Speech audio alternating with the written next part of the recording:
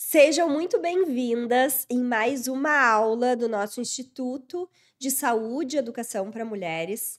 Eu sou Jana Barcelos, para quem não me conhece ainda, eu sou fisioterapeuta, doutora em cardiologia, e nesse projeto desenvolvido com mulheres, que é o nosso instituto, a gente desempenha aí uma função importante da disseminação e da multiplicação do conhecimento em saúde. Porque a gente acredita que a mulher, ela é sim modificadora, transformadora do seu meio. E quando a gente transforma um indivíduo a partir do conhecimento, essa transformação dá certo. E a gente vai ter pessoas cada vez mais evoluídas, se cuidando mais e sabendo cuidar melhor de todo o meio à sua volta.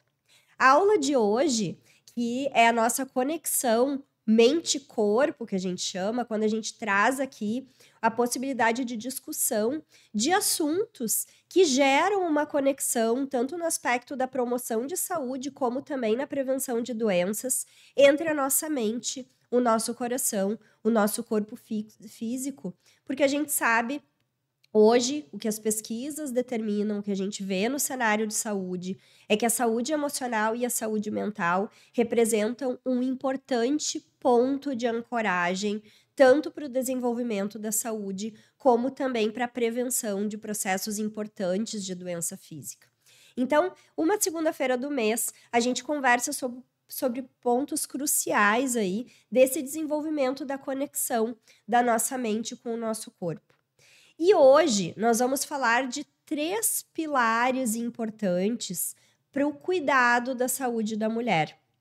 Tanto para essa mulher se cuidar mais, como também para essa mulher entender o que ela precisa entender do meio dela, que influencia diretamente na possibilidade ali do desenvolvimento de doenças físicas. A gente sabe que as doenças físicas, elas representam aí uma porção importante da nossa preocupação e que algumas disfunções emocionais, algumas disfunções de saúde mental podem repercutir no nosso físico, mas infelizmente a gente não abre tantos olhos para isso. Ainda mais no universo da mulher, onde nós desempenhamos diversos papéis, onde nós temos cada vez menos tempo, e nesse tempo cada vez mais corrido, a gente se debruça muito mais em olhar o outro, olhar as nossas atividades, cumprir prazos, cumprir responsabilidades, do que nos olhar. Mas é muito importante que a gente desenvolva essa capacidade, justamente para a gente poder viver cada vez mais e melhor e desenvolver nossas habilidades cada vez mais e melhor também, cuidando da gente mesmo e depois do outro.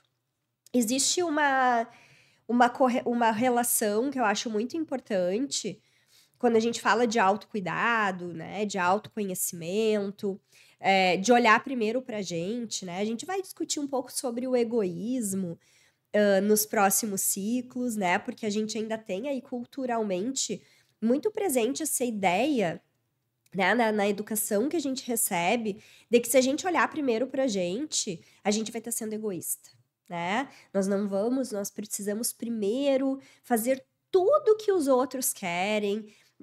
A gente precisa primeiro que o mundo esteja completamente organizado no seu externo, que todas as necessidades de todo mundo estejam supridas, para depois a gente olhar para as nossas. Como se o contrário disso, né? Como se a gente tivesse que pedir ali uma licença ou uma permissão para o mundo. E eu coloco aqui entre aspas, não é nem entre aspas que a gente vê isso ainda, né? Como se a gente tivesse que pedir essa permissão para olhar para a gente primeiro, né? Então dizer, não, peraí, só um pouquinho, agora é o meu momento, né? E tem 2 coisas assim 2 exemplos que eu gosto de dar quando eu falo disso. E antes disso, assim, vocês podem até estar se perguntando, mas o que uma fisioterapeuta está falando sobre autoconhecimento, né? Por que uma fisioterapeuta que trabalha com cardiologia não está falando de coração, não está falando de infarto, não está falando de dor no peito, de AVC? Por que ela está falando de autoconhecimento, de autoestima e de autocuidado? Porque nós precisamos começar a falar mais disso hoje, né? Nós precisamos fazer essa relação para os nossos pacientes, para as pessoas que a gente cuida e para nós mesmas, porque é assim que a gente se promove, que a gente promove saúde. E se essa relação não tá tão clara ainda para você, essa relação entre autoconhecimento, autoestima, autocuidado, doença física, né, conexão mente-corpo, aqui é o lugar certo para a gente poder deixar mais clara essa ligação. E aí, dentro disso, existe um exemplo que eu gosto muito de dar nesse sentido, quando eu falo com mulheres, quando eu falo de saúde, que é o exemplo da máscara de oxigênio no avião. Quando a gente entra no avião, né, quem já andou de avião sabe, não sei se já prestou atenção nisso, mas agora vai prestar. Quando a gente anda de avião, a comissária de bordo ou o comandante lá, o piloto, né, do avião, normalmente, eles falam algumas coisas antes sobre emergência, saída de emergência, situações de emergência.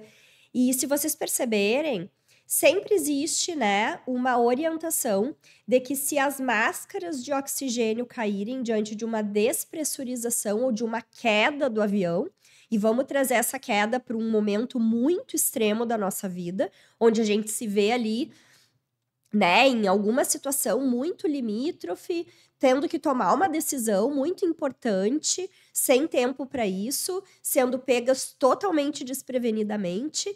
Quando a gente está numa situação dessa, o que é a orientação que eles dão no avião? Que primeiro a gente coloque a máscara de oxigênio na gente, para depois colocar nos outros. Mesmo que o outro seja o nosso filho, mesmo que seja um bebê, mesmo que seja uma criança, a máscara de oxigênio ela vai cair na nossa frente.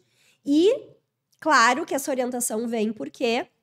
Porque a maioria das pessoas provavelmente ia pegar essa máscara e intuitivamente ali, né, automaticamente ia colocar a máscara na pessoa do lado para salvar a vida da pessoa do lado.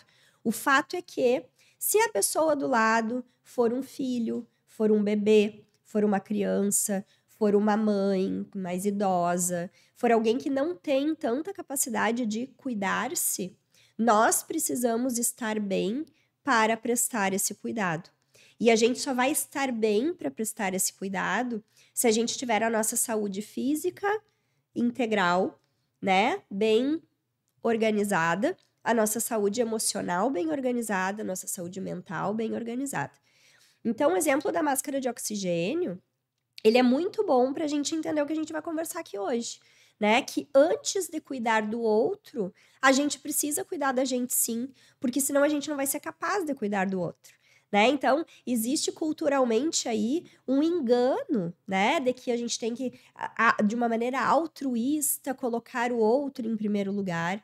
Só que, na verdade, não é egoísmo olhar pra gente, cuidar da gente primeiro. Na verdade, é justamente um exemplo, né, de boa fé, de cuidado externo, porque como que nós vamos estar bem para cuidar do outro se nós não estivermos bem antes de tudo?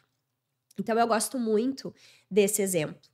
E o outro exemplo, né, é outro aprendizado, vamos dizer assim, em questão do autocuidado, principalmente quando a gente coloca ali momentos, né, da nossa vida, para a gente poder ter um tempo de fazer uma academia, de comer bem, de comer com calma, trazendo de ir no médico, né? Como é difícil para a mulher ir ao médico, como é difícil para uma mãe ir ao médico, né? Como é difícil a gente marcar exames de rotina, a gente marcar nossas consultas, porque tudo vem antes, né?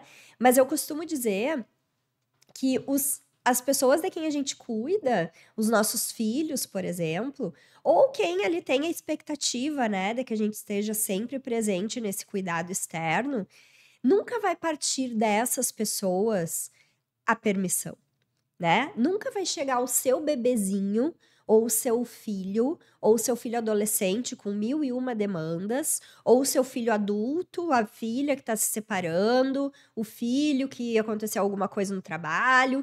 Nunca os problemas dos outros vão cessar e essas pessoas imersas nos seus problemas vão chegar para você e vão dizer assim, ó, calma, vai lá tomar um chazinho com a sua amiga agora, vai dormir um pouquinho, vai tomar um banho demorado. Nunca as pessoas vão dizer isso pra gente. Então tem que partir da gente, de chegar e colocar esse limite, de dizer não. Agora eu vou ter meus 5 minutinhos aqui, eu preciso, né? Isso é importante porque a gente vai estar passando, né, o exemplo também. Lembra que eu falei que as mulheres são transformadoras? Muitas vezes a gente está ensinando também, né, para esse filho, para essa filha, para esse bebezinho, para esse outro indivíduo que essa pessoa também está autorizada a ter o seu próprio momento, né?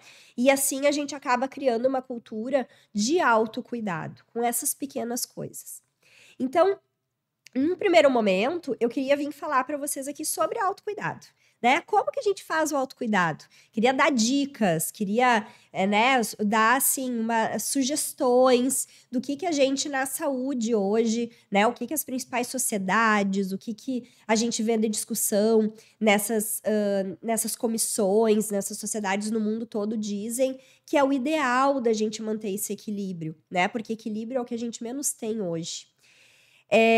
Mas depois eu pensei melhor, eu penso sempre que não, né? A gente precisa, às vezes, colocar ali um pensamento desde o início, né? Um pensamento robusto para poder entender certas coisas. Então, algo que já fica muito claro aqui, né? A gente precisa dessa conexão mente-corpo.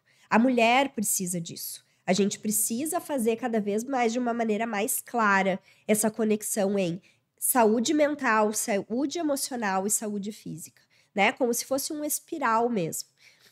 E aí, dentro disso, é impossível a gente dar noções para uma mulher sobre como melhorar o autocuidado dela sem falar de autoconhecimento e de autoestima. É impossível. É impossível porque são coisas muito necessárias, né? O autocuidado vem da capacidade da mulher conhecer-se, né, para ela poder entender os limites dela, o que ela gosta, o que ela não gosta, a capacidade dela de dizer não para as coisas, a capacidade de autoescolha o tempo todo. E a partir do autoconhecimento, a gente desenvolve a nossa autoestima, que eu lamento muito ser um termo que está caindo muito em saturação, né? Porque hoje todo mundo fala de autoestima, autoestima.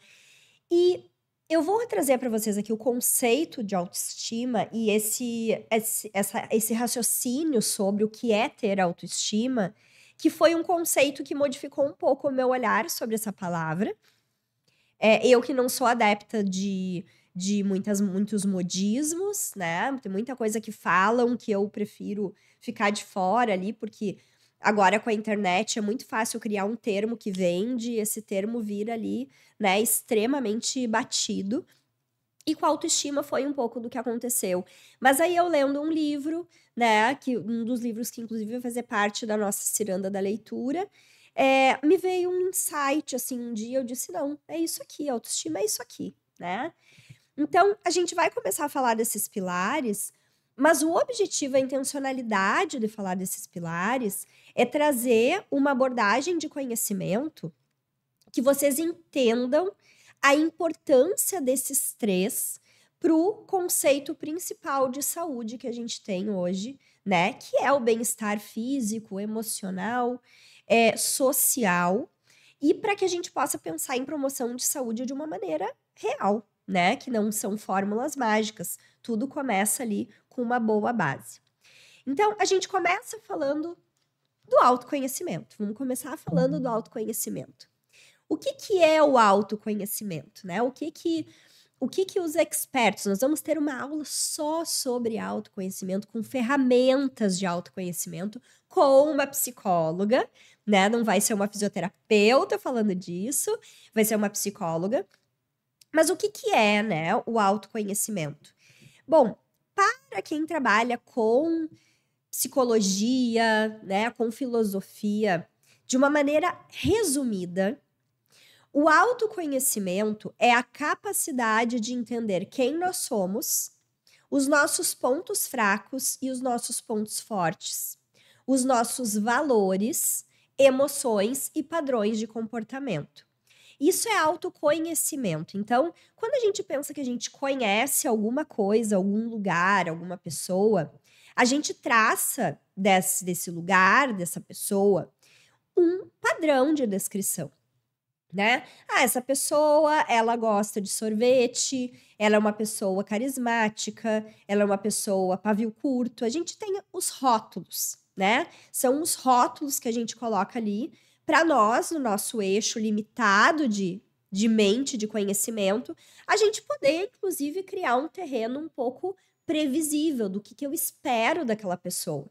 Então, bom, eu vou entender que eu conheço aquela pessoa e vou dizer, vou rotular ela, né? Não estamos nem aqui discutindo se é certo ou errado rotular, mas assim, vou rotular ela e, de certa forma, conhecendo essa pessoa, eu vou também ter uma previsão do que eu espero dessa pessoa, né? Que expectativas eu crio? Ela é uma pessoa que vai me ajudar mais ou me ajudar menos? É uma pessoa que eu posso acreditar no que ela fala ou não, né? Tudo ali que a gente cria na nossa mente como uma forma de não se surpreender muito com as coisas.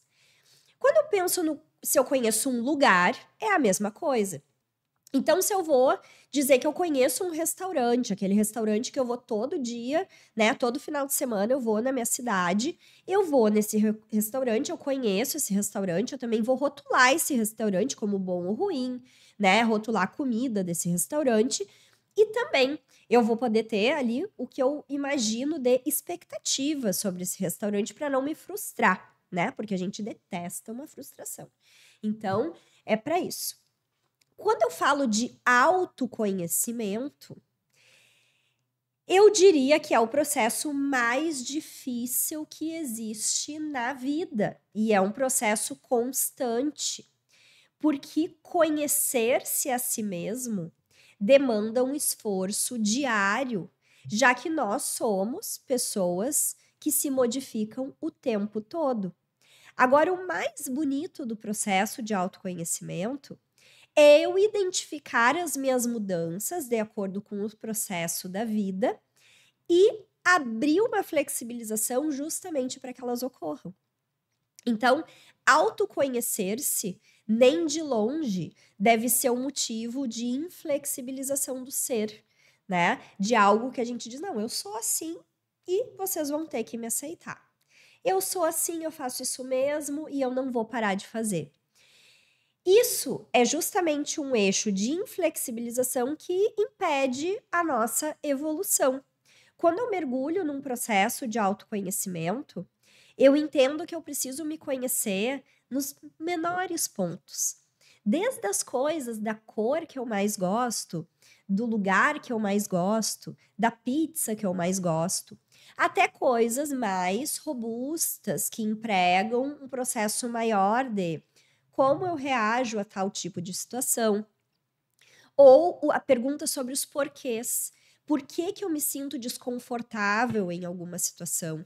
Por que que eu não vou em frente com aquela dieta? O que que me trava para eu parar de gastar menos? Por que que eu me meto sempre no mesmo tipo de relacionamento? Então, a gente tem no nosso autoconhecimento, desde perguntas muito simples até processos mais profundos, que nunca serão cessados, porque nós mudamos o tempo todo. E quem pensa que não muda de opinião, perde uma grande chance de mudar de opinião, né? Porque o que não são os processos da vida, senão um total ali, uma eterna possibilidade de aprendizado. E quando a gente passa 10 anos, 15 anos da nossa vida tendo o mesmo pensamento, ou a gente não foi desafiado o suficiente, a gente não se colocou em situações extremas o suficiente para entrar nesse processo de amadurecimento, ou simplesmente tudo que a gente passou não serviu de nada. Então é natural que a gente mude de opinião. Só que, claro, mudar de opinião, se conhecer, entender as suas próprias limitações, os seus próprios defeitos, é um processo também muito dolorido. E é por isso que muitas pessoas preferem não mergulhar, né? Existe aquela pessoa ali que vai botar o pé primeiro, vai ver se a água tá fria ou não, para ver se entra. Mas é um processo que demanda muita energia, né? E muito comprometimento. E bom, esse autoconhecimento, por que ele é tão importante, né? Porque normalmente a gente, enquanto seres, né, que vivem em sociedade, em comunidade, a gente tende a criar nossas referências no externo. Então, a gente tende a, por exemplo, comer o que a nossa comunidade come, ter as crenças que a nossa família tem, desenvolver ali habilidades que vão de encontro com o que foi passado de geração a geração, sem se perguntar se é isso mesmo que a gente quer. Isso é um problema, né? Isso gera problemas. Então, a falta de autoconhecimento, que vai culminar também na falta de autoestima, depois, talvez, para a autoestima, isso fique até um pouco mais claro. Mas a falta desse processo de autoconhecimento vai impedir a gente de pensar a respeito do que nós mesmos queremos para a nossa vida. E trazendo um pouco para o que acontece hoje na sociedade, quando a gente até vê tanta coisa por aí e pensa, meu Deus, para o mundo que eu quero descer, né? O que está acontecendo com o mundo? Esses dias a minha filha perguntou isso, mamãe, o que está acontecendo com o mundo? Porque parece que é uma desordem total, e na verdade não é, né? A gente tem a comunicação, né, as redes sociais, trazendo de uma forma muito mais efetiva algumas mudanças, alguns conflitos de pensamento, filosóficos, mas o fato é que na humanidade, tudo isso que acontece hoje sempre aconteceu, né? A gente vive ali sempre num processo contínuo de modificação social. Agora, o que a gente vê hoje é que com o avanço das redes sociais, a gente está criando uma liberdade muito utópica, né? A gente vive, como é que eu vou colocar isso em palavras? A gente vive um contexto em que a liberdade é o foco, um foco tão importante discutido hoje, né? Democracia, liberdade, tanto na política quanto em outras situações da vida. No entanto, nós vivemos cada vez mais presos a padrões, a comportamentos, a sensação de pertencimento. Então, a gente se dedica hoje com a rede social, né, num processo de adoecimento, a gente vem num processo de adoecimento, que quando a gente vai ver profundamente as causas de doença, o que dispara certas situações físicas, comportamentais, a gente vê que isso está muito ligado à redução da individualidade. Então, hoje a gente vive um processo de julgamento constante, de uma necessidade de representar padrões constantemente. Tudo que vai fora de certos padrões é execrado, é excluído, é cancelado. E as pessoas, elas mergulham no comportamento contrário ao autoconhecimento. Elas não querem se autoconhecer, elas querem pertencer. E é claro que o pertencer é muito importante, né? Mas quando a gente fala de saúde, é muito importante que nesse contexto social liberto haja um entendimento das individualidades e que isso não massacre o nosso pertencimento, né? E aí o processo de autoconhecimento, ele vem ali num processo também difícil de autoafirmação, de dizer, não, eu sou assim, o porquê que eu sou assim, desde que eu me pergunte, que eu debata meus pensamentos, mas de eu entender também que para mim existem valores que não são negociáveis. E, por outro lado, esse processo de autoconhecimento, ele vai ajudar a gente a entender o que a gente gosta mais. Então, quando eu falo ali, né, do processo de comida, o que eu gosto mais? O que eu gosto de comer? O que eu gosto de fazer? Quais são meus hobbies? Quando a gente tem filho, inegavelmente a gente se mergulha ali nos temas escolares, né? E não é raro quando as crianças ali na educação infantil, nos primeiros anos do ensino fundamental, recebem perguntas onde a família tem que responder, onde os responsáveis têm que responder, e são perguntas difíceis, né? Às vezes os filhos chegam, mas o que você gosta? Né? O que você quer? Qual é a sua cor favorita? Essa é a pergunta favorita das crianças, né? E por vezes a gente pensa que, peraí, eu não sei. Eu não sei qual é a minha cor favorita. Eu costumo dizer que a minha cor favorita hoje é tal, né?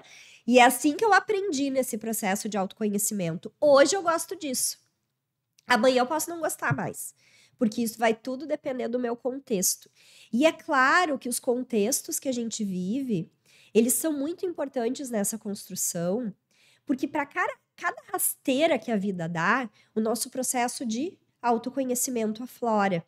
E o desenvolvimento de doenças está muito atrelado a isso. Então, se a gente pegar os grandes traumas, as grandes situações relevantes que acontecem na nossa vida, aquelas que acontecem repentinamente, né?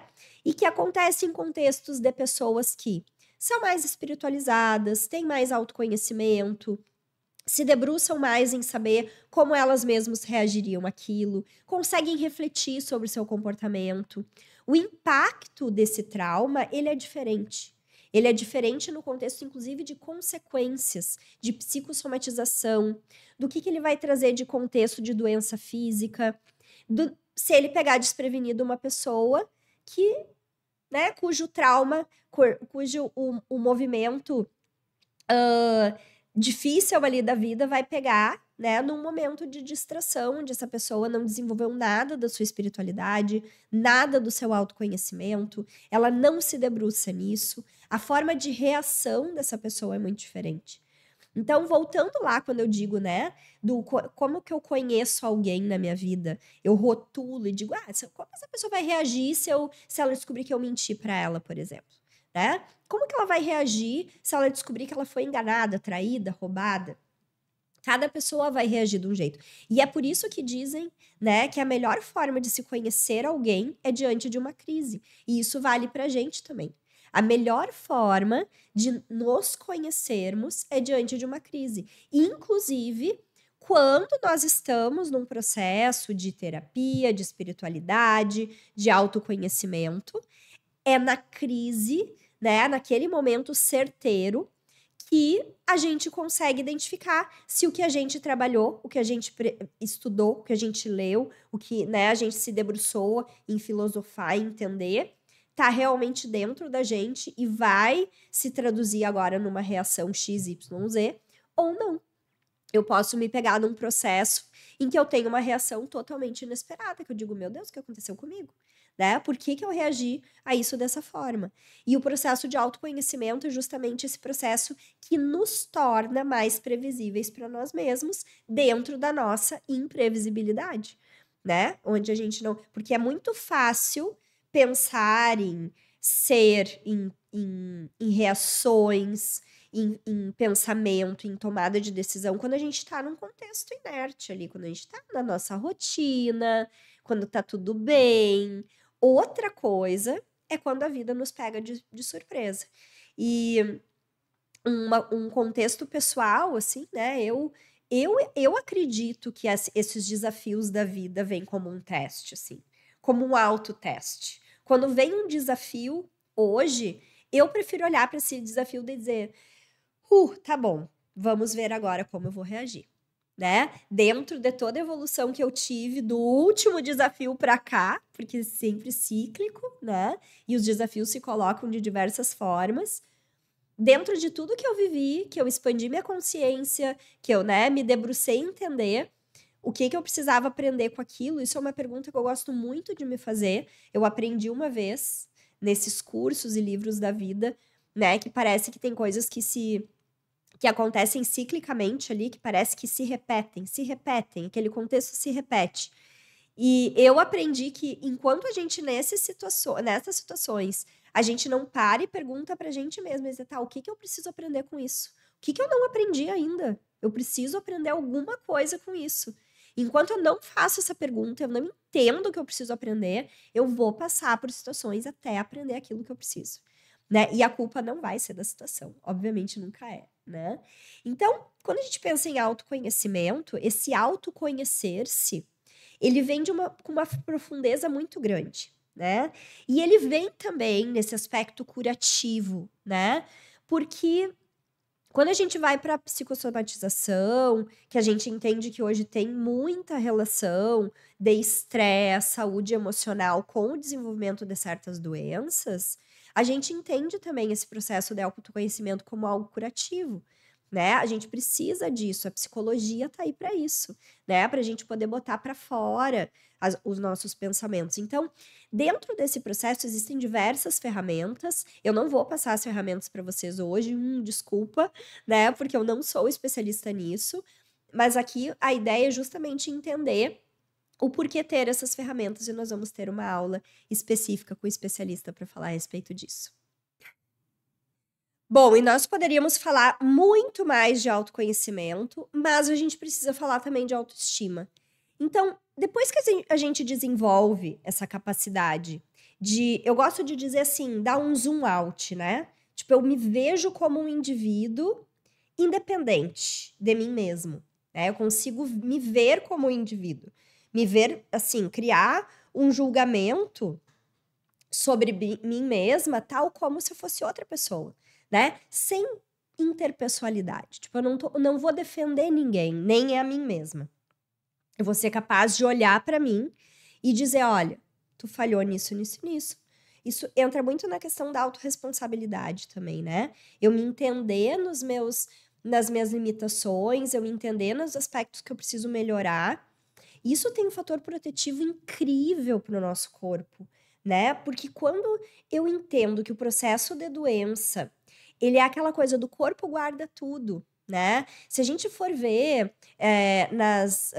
nas culturas orientais, na medicina oriental, eles têm uma conexão muito grande disso, né? Inclusive tem ali teorias que na nossa pesquisa, né, a pesquisa ocidental, na prática baseada em evidências, isso não é tão claro, né? Apesar de que hoje a gente tem vários eixos aí da espiritualidade, né, vindo de encontro à saúde, isso é uma discussão moral e ética muito grande dentro da saúde, mas no que envolve o desenvolvimento de doenças, existem culturas que entendem plenamente essa conexão, né? Da somatização, de entender que tem alguns tipos de doença que retratam sentimentos específicos. Então, a gente tem muito, por exemplo, a relação do coração, as doenças cardíacas, com ansiedade, com estresse. Isso está muito claro também no nosso eixo, né? No nosso eixo de pesquisa ocidental. Então a gente sabe que existe, porque o ser humano é um ser humano, é um ser que sente, né? Isso é uma das que sente, que pensa, isso é uma das principais consequências de sermos humanos, né? De sermos animais racionais. E bom, quando a gente entende que o autoconhecimento ele vai muito além, né, dessa coisa metafísica, desse entendimento subjetivo, mas que existe sim uma importante conexão, a gente começa também a entender nesses sentimentos o que pode nos fazer mal e o que pode nos fazer bem. Então, se eu tô numa conjunção de autoconhecimento, que eu entendo o que eu tô sentindo, né? Eu entendo como é que eu sou. Eu consigo identificar, por exemplo, situações da minha vida que vão me levar a um nível de estresse muito alto e eu posso lidar com elas antes. Eu consigo entender, por exemplo, por que no meu contexto de trabalho existem coisas que me desgastam tanto. Eu consigo entender no limite que eu vou das situações que eu quero para mim na minha vida. Né? Eu consigo entender que quando eu não tô num dia muito bom, eu não sou a melhor mãe que eu poderia para os meus filhos. E aí eu consigo criar situações que rebatam isso. Eu consigo entender que, bom, eu tenho um bebezinho pequeno, se eu tô muito cansada, eu preciso de alguém que me ajude. Eu preciso pedir ajuda para poder ter um bom rendimento com aquele bebê. Eu preciso entender que se eu tô num flow de trabalho muito grande, precisando bater metas, eu me alimento mal. Eu vou perceber isso, então eu vou tentar trazer para o meu contexto uma melhoria. E aí o autoconhecimento me ajuda também nessa proteção, né? Eu consigo entender, por exemplo, que eu não sou uma pessoa que medita. Para eu poder ter o meu momento de descarga, eu preciso fazer crossfit, eu preciso fazer corrida. Isso também é autoconhecimento, né? Que tipo de atividade me leva para um padrão saudável? Não é o que o meu pai faz, o que o meu filho faz, o que a minha amiga faz, não, é o que eu faço, o que eu gosto de fazer.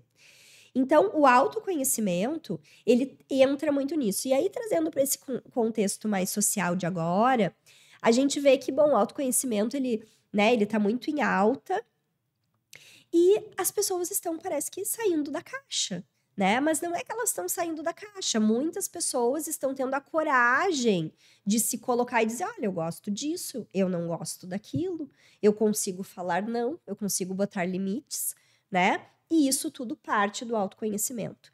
Agora, dos principais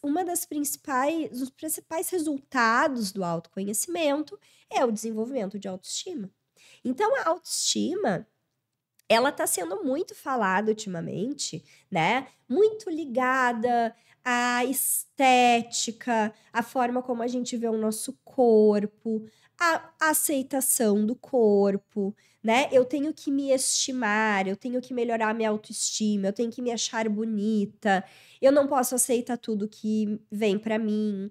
Eu tenho que sair de relacionamentos tóxicos. Eu não posso, né? Então, assim, hoje o contexto da autoestima, como eu falei no início, ele tá ali deturpado, né? A autoestima virou uma palavra da moda, virou uma palavra que vende, virou uma palavra que vende milagres. E aí isso me incomodava muito. Quando eu descobri o que é realmente autoestima, isso mudou, ampliou meu olhar de um jeito que eu pensei, gente, é exatamente isso. Porque tendo isso, eu vou ter segurança para ter o que eu quero, que é para me colocar, né? Que é justamente para não deixar fazerem tudo comigo, para eu poder aceitar o que eu quero e eu não quero na minha vida, para eu poder dizer os nãos quando precisam, para poder botar limites, né?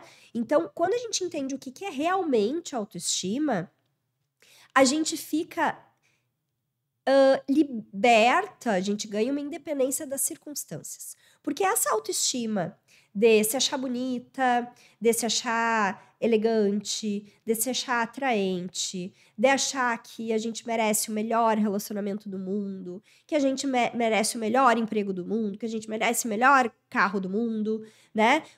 Essa autoestima que prega que nós temos que ser conscientes de que a gente merece o que é bom, ela é muito rasa. Ela é muito facilmente abalada pelas circunstâncias. Então, eu tô me sentindo muito bem, eu vou botar na minha cabeça ali, vou escrever no espelho, né? Porque tem gente que manda fazer isso. Escrever no espelho. Você tem que dizer frases de afirmação. Fique no espelho, né, com a posição da Superwoman, lá da Mulher Maravilha, e repita não sei quantas vezes como você é maravilhosa. Isso tudo depende da circunstância, porque vai ter um dia que a gente vai acordar e a gente não vai se achar maravilhosa. Vai ter um dia que a gente não vai se achar bonita. Vai ter dias e dias. Vai ter dias que eu vou estar. Que a gente vai estar com enxaqueca, vai estar DTPM. E que isso, circunstancialmente, vai abalar nossa autoestima. Porque eu vou me olhar no espelho e eu vou me comparar. E eu vou dizer, não, aquela moça tá melhor. E vai ter o tempo que a gente vai treinar. Aí o treino vai dando ali resultado. A gente vai achando que tá com um corpo legal. Até que chega alguém e fala assim: ah, você tá bem, mas pro corpo ficar melhor ainda, uns 40 mil. Faz um hialurônico aqui, um preenchimento ali. Aí tu pensa, não, mas tem gente que precisa de 100 mil, eu preciso só de 40. Gente, essa autoestima que nos colocam como mulheres têm que ter autoestima, nós precisamos, né, evoluir ali o nosso olhar pra gente. Isso não é autoestima, né? É claro que todo mundo, a gente tem a gente tem que valorizar o que a gente tem de bom, mas isso é circunstancial. É circunstancial tudo que depende de uma circunstância.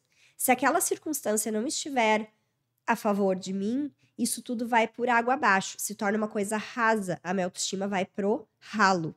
Então, vamos dizer que a gente está se sentindo muito bem com a gente mesma, vem algum comentário ou algum problema financeiro, alguma outra cilada da vida, a nossa autoestima vai pro ralo. O que não abala quando a gente tem noção dos nossos valores e dos nossos princípios? Então, depois que eu li este livro aqui, tá? Que ele vai fazer parte da nossa ciranda da leitura, que é um dos livros da Ayn Rand, que é uma filósofa russa, tá? Esse livro aqui é A Virtude do Egoísmo. Nesse livro, ela debate exatamente o que é a autoestima. E foi quando eu me dei conta de dizer, meu Deus, isso faz sentido. Porque para mim não fazia sentido aquilo. De dizer, tu tem que se sentir assim, porque tu é isso, porque tu olha o que tu consegue, olha o que tu dá conta. não entra nesse eixo para mim, porque vai ter dias que mesmo fazendo o suficiente, mesmo fazendo o melhor da gente, a gente não vai estar achando que a gente está fazendo o melhor. Faz parte. Agora, quando a gente tem noção dos nossos valores e dos nossos princípios, a nossa autoestima se torna inabalável. Então, vejam, o conceito de autoestima é a avaliação que nós fazemos de nós mesmos, incluindo nossos pensamentos, sentimentos, crenças sobre o nosso próprio valor. E aí, o nosso valor não é o valor de compra, não é o valor de prateleira, é o valor inegociável. É o que eu tenho de valor inegociável. Porque o que eu tenho de valor inegociável vai me permitir aceitar ou negar coisas que me oferecem. Vai me tirar da necessidade de aceitar tudo para agradar o outro. E aí isso é autoestima. É a gente ter a capacidade, a partir do autoconhecimento, de não aceitar aquilo que não está condizente com os meus valores e princípios apenas para agradar alguém. Porque daí o agradar alguém se torna muito pequeno. Ou vocês acham que valores e princípios são negociáveis? Para mim, não são. Quando a gente toma a mão disso, a gente consegue entender que a gente pode sim estar inserido em um meio e não ser influenciado por esse meio. E olha o impacto que isso tem sobre a nossa saúde. Olha o impacto que a gente tem sobre o que a gente aceita e o que a gente não aceita nas coisas que a gente consome, no que a gente escolhe no dia a dia, na nossa forma de vida, no estilo de vida, nos relacionamentos, na nossa saúde emocional e na nossa saúde física. Porque aí eu vou ter uma boa explicação para aceitar ou não aceitar aquilo. Eu não vou estar levando isso para o pessoal. Eu não vou aceitar isso porque foi tu que me propôs. Não, eu não vou aceitar isso porque isso não faz parte dos meus valores e princípios. Só que eu só sei meus valores e princípios quando eu emprego autoconhecimento. Quando eu sei o que é importante para mim, o que eu prezo, o que eu negocio, o que eu não negocio. Que tipo de influência eu quero para mim e, principalmente, em que tipo de meio eu quero conviver. Porque aí, quando a gente fala da saúde social, que eu vou dizer assim, para os próximos 2 anos, nesse fluxo que nós estamos de rede social, de mundo virtual, de inteligência artificial, todos aos. A saúde social vai ser um grande contexto de discussão. Porque a gente sabe que o meio define muitas coisas que a gente vive, né? Dependendo do meio que a gente está inserido, a gente está mais suscetível ou menos suscetível às coisas. É claro que o ser humano, ele não é 100% influenciável, né? Mas o papel do meio, o meio tem um papel importante, principalmente na normalização das coisas. Se eu tenho certos valores e princípios e eu tô vivendo num meio que não condiz com aquilo, eu vou sentir o desconforto, eu vou querer sair dali. Se eu não quiser sair dali é porque eu não estava tão certa assim. E aí eu posso ser corrompida. Porque aí, se eu começar a conviver em um meio em que as coisas no início não me parecem muito certas, né? No meu ver, no meu julgamento próprio, mas eu começo a conviver com aquilo se torna ok. É por isso que quando a gente diz, por exemplo, em certos meios existe muita corrupção. Para as pessoas que estão lá, essa corrupção muitas vezes não existe, porque elas estão tão acostumadas com aquilo que aquilo já virou corriqueiro. Assim como outras coisas, assim como o que a gente consome, o que a gente vê na rede social, né? Por que a gente fala tanto hoje da importância do cuidado das crianças no ambiente virtual? Porque as crianças, elas não têm esse julgamento de valor.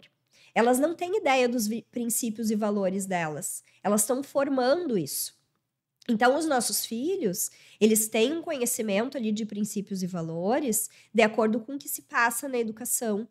Só que isso não é tão forte, porque eles não têm julgamento. Eles aceitam o que vem. As crianças são esponjas. Então, se ela está no meio que existe uma péssima alimentação, existe sedentarismo, existe gente que fuma, gente que bebe, ela vai demorar anos para ter um julgamento de valor sobre aquilo. Para isso fazer parte da autoestima dela dizer, não, isso eu quero, isso eu não quero. Existem muitos, né, filhos de fumantes, de alcoolistas, que pegam asco disso, né? Isso prova que o meio não tem um papel absoluto sobre o desenvolvimento de hábitos e vícios, mas na concepção desses hábitos e vícios, sim. Então, existe pessoas que vão para um lado extremo de não querer nem chegar perto, dependendo justamente das experiências circunstanciais. Às vezes, o hábito do alcoolismo está vinculado à violência. Então, esse filho que conviveu nesse espaço, é muito provável que ele vá para o caminho oposto. Agora, a gente sabe, né, que o meio, ele tem essa condição de influência, sim. E aí, quando eu estou com a minha autoestima adequada, quando eu tenho meu autoconhecimento e eu entendo os meus princípios e valores, mais difícil fica de eu ser corrompida, porque justamente eu vou ter ali um racional de escolha. Então, estar casado com alguém que me trai não é uma opção, porque isso vai contra os meus princípios e valores, né? Um relacionamento aberto não é minha opção.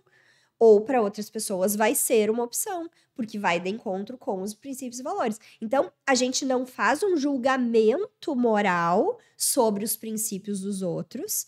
Às vezes a gente faz, dependendo do princípio, ou da falta dele, né? Mas o que eu tô falando aqui é individualmente. Quanto mais noção dos meus princípios e valores, mais imune eu fico a essa influência. E aí, tudo isso que se fala do você precisa se sentir bonita, você precisa se sentir forte, você precisa se sentir... A gente vai acabar se sentindo assim. Não bonita, necessariamente sempre, não circunstancialmente forte sempre, mas a gente vai ter noção dos nossos princípios e valores, que é a coisa mais preciosa que um ser humano pode desenvolver. Porque um ser humano sem princípios e valores não é nada.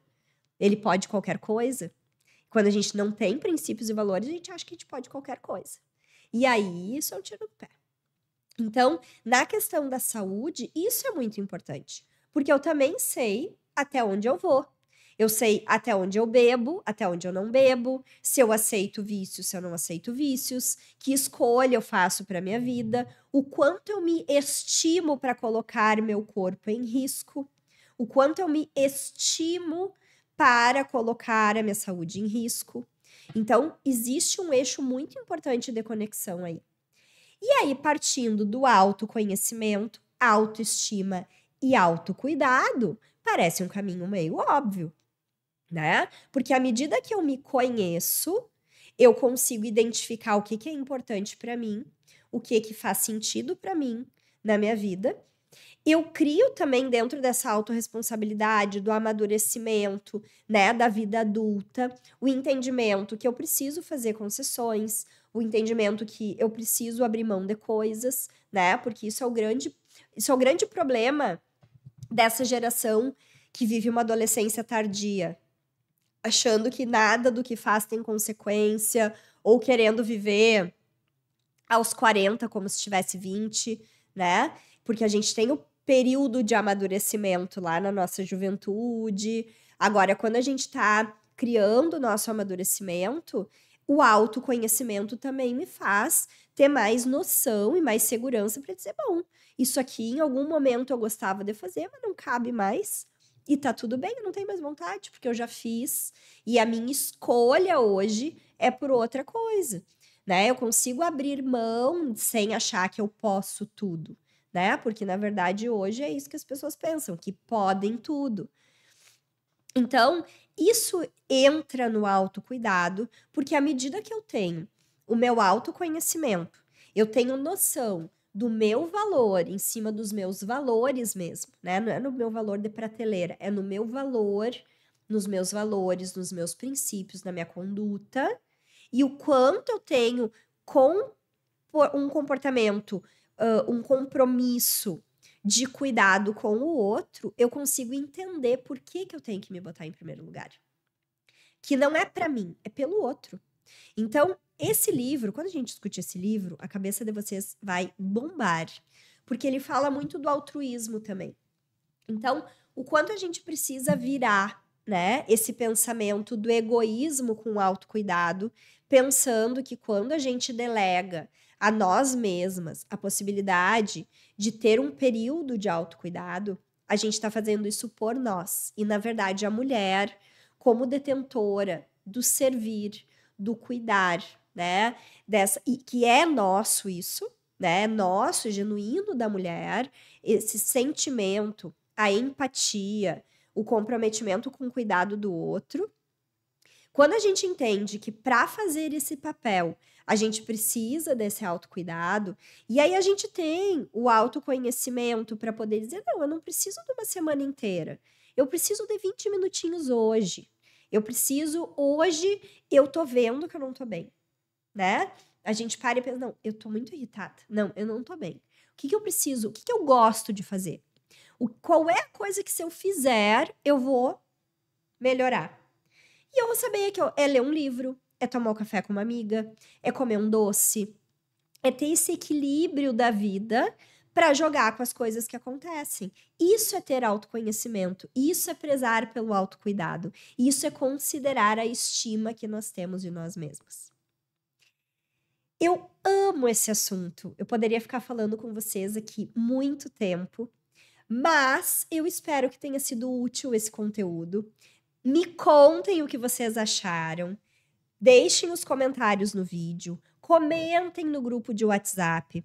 Quem não tá ainda, quem tá assistindo esse vídeo e não está ainda no nosso instituto, a gente vai deixar o link da descrição, aqui na descrição do vídeo, o link para você ver a nossa página, para poder entrar no nosso grupo, que é gratuito, onde a gente debate vários temas a respeito disso, sempre com foco na promoção de saúde da mulher. Sempre, sempre, sempre. Com foco na promoção de saúde da mulher. Espero que vocês tenham gostado e logo a gente se vê de novo em outra atividade. Um beijo.